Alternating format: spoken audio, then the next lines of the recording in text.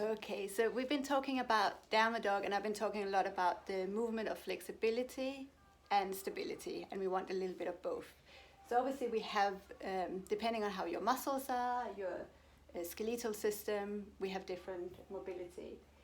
So what we're going to look at in a minute is that structure, which I talk a lot about here in the upper part of the shoulders, where we want a bit of support. So being able to kind of create openness, but also creating stability. So my glamorous assistant Dan will show this movement on me. So you can come out. Okay.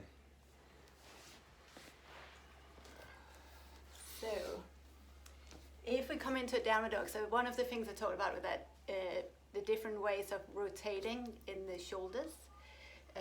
So again, some of us can do this a lot, some of us cannot do it so much. So if we just kind of collapse down and there's not so much structure, we kind of start to hang out a bit in the joints, and maybe you have the head on the floor or the chest towards the floor.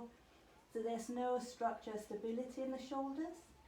So if that's where you are, then you might need a bit of adjustment and you need that kind of support. So you can, Dan can show that on me if I'm just hanging out in the ligaments and the joints.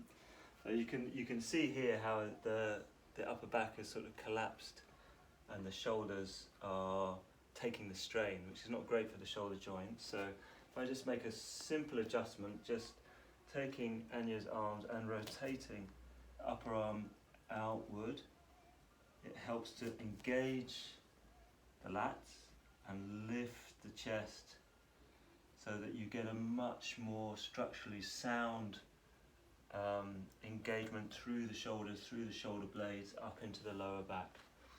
So if you collapse that again, then see how it just all loses integrity. But this area, the neck, the shoulders, and the upper back, and then if you engage again, and rolling, just helping to roll the upper arms out to the side to engage the joints more clearly.